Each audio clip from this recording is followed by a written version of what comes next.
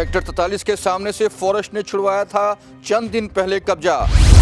अब Volvo bus संचालकों ने मोटर मार्केट के पीछे एमसी लैंड पर जमा लिया डेरा। बिजली कॉलोनी वासी और गुरुद्वारा साहब जाने वाली संगत हुई परेशान। बसों को हटाने व सख्त कार्रवाई की उठी मांग।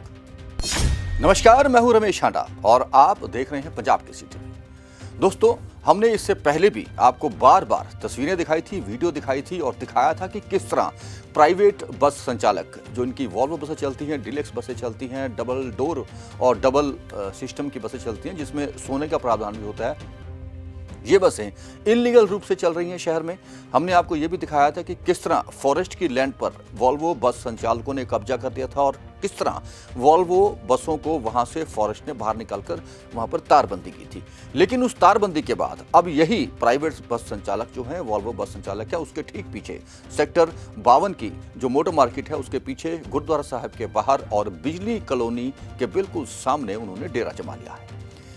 हमें लोगों की शिकायत आई थी और हमने वहां का दौरा किया तो पाया कि वाकई वहां पर 8 से 10 बसें खड़ी हुई थी। आसपास रहने वाले लोगों का आरोप है कि बसों को दिन रात यहां धोया जाता है, शोर शराबा होता है और उन्हें परेशानियों का सामना करना पड़ रहा है। गुरुद्वारा साहब में आने वाली संगत भी इन बस संचालकों से खासी परेशान है। इन लोगों का कहना है कि यहां से ये बसों को हटाया जाए और इन पर सख्त से सख्त कार्रवाई की जाए। हमने 4 अक्टूबर को दिखाया था कि किस तरह सेक्टर 52 में ठीक बस स्टैंड के सामने फॉरेस्ट लैंड पर वॉल्वो बसों ने कब्जा कर रखा है। पहले एक बस खड़ी हुई थी, देखते ही देखते पेड़ कटे और मलबा बिछाया और वहां पर 8 से 10 बसें खड़ी होनी शुरू हो गई थी। पूरा बस अड्डा बना लिया था, बुकिंग काउंटर भी खुल गया था। फिर 6 अक्टूबर को हमने आपको एक बार फिर दिखाया था कि किस तरह फॉरेस्ट ने कार्रवाई की। फॉरेस्ट डिपार्टमेंट ने यहां से बसों को हटाया, उनके चालान किए, उन्हें नोटिस दिए और यहां 4 दीवारी कर दी, यानी कि तारबंदी कर दी थी। बुकिंग काउंटर को भी और सर्विस स्टेशन को भी वहां से हटा दिया गया था। अभी चंद दिन हुए थे इस घटना को कि अब फिर इन बस संचालकों ने ठीक उसी जगह के बिल्कुल बैक साइड पे, जहां की बिजली कॉलोनी निवासी रहते हैं और गुरुद्वारा साहब भी है और उसके बिल्कुल फ्रंट में मोटर मार्केट है, उसके बीच जो खाली जगह थी वहां पर अब बस अड्डा बना लिया और पार्किंग बना ली। बसें वहां धुल भी रही हैं और शोर शराबा भी हो रहा है, सवारियों को वहां से बिठाया भी जा रहा है और वहीं से बसें अब अपनी जो रूटीन की जो कार्रवाई है वो कर रही हैं और इनलीगल तरीके से सवारियों को बिठाया जा रहा है, जिससे प्रशासन को भारी राजस्व का नुकसान हो रहा है। क्योंकि अगर ये बसें बस अड्डे के बीच जाती हैं तो इन्हें एंट्री फीस देनी पड़ती है, वहां रुकने का बस अड्डे में पार्किंग चार्ज देना पड़ता है और परमिट अगर इनके पास नहीं है तो वो भी चोरी राजस्व की है, क्योंकि परमिट काफी महंगा होता है।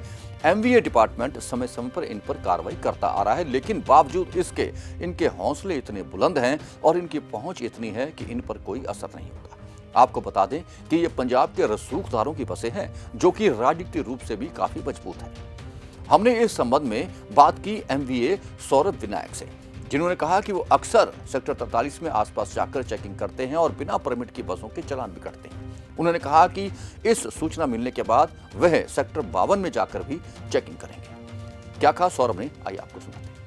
नहीं सर, एसटीए टाइमली चेकिंग करता रहता है। मॉर्निंग और इवनिंग हम डेली चेकिंग कर रहे हैं जी। मैं आज मॉर्निंग में भी वहाँ था और 2 बसों के शायद चलान भी हुए हैं इनके जी, जो बगैर परमिट के चला रहे हैं जी। जिनके पेपर पूरे हैं सर। वहाँ पार्किंग की प्रॉब्लम है, एमसी से इसके रिगार्डिंग बात हो रखी है। हाँ जी। एमसी को बोल रखा हमने कि अपने 4 दीवारी करें जी, क्योंकि डेली हम जाते हैं चेकिंग के लिए, चलान करते हैं, वो गाड़ियाँ खाली कर देते हैं, निकाल लेते हैं उस ग्राउंड से। जी। 2-4 दिन बाद फिर खड़ी कर देते हैं। जी जी, इसके रिगार्डिंग हमने 34 में भी चेकिंग की है सर और यहाँ पे भी हमारा चल रहा है। हमने चलान किए हैं। फ्राइडे भी मैंने 43 में ही चेकिंग की थी, आज मॉर्निंग में मैं 43 था। अगर आप कह रहे हो अभी भी सर, है, ये तो बैक साइड पे है जहाँ गुरुद्वारा है, बैक साइड पे मोटर मार्केट के बिल्कुल पीछे। मैं फिर दोबारा जाके एक बार फिर चेकिंग कर लेता हूँ सर। ये सौरभ विनायक थे। अब देखना ये होगा कि एमवीए की कार्रवाई के बाद क्या ये लोग यहां से हटते हैं। हालांकि एमवीए ने स्पष्ट कर दिया है कि इन्हें पार्किंग की जगह से हटाना उनके कार्यक्षेत्र में नहीं आता। उन्होंने बताया कि वो एमसी को इस संबंध में कई बार कह चुके हैं कि जो उनकी जगह पर पार्किंग हो रही है अवैध रूप से, उसकी 4 दीवारी की जाए या फिर तारबंदी कर दी जाए। सेक्टर 34 में ऐसा हुआ है, कई जगह ऐसा हुआ है, लेकिन अभी सेक्टर 52 में ऐसा नहीं हुआ।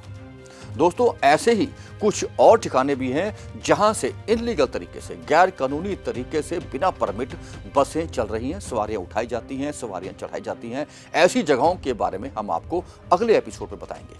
इस कार्यक्रम के लिए यदि आपके पास कोई वीडियो है तो जरूर भेजें या हमें फ़ोन कीजिए, हमें कमेंट्स भी करिए, हम उसका जवाब भी आपको देंगे, क्योंकि आपके साथ जुड़े रहना ही हमारी हौसला अफजाई रहेगी।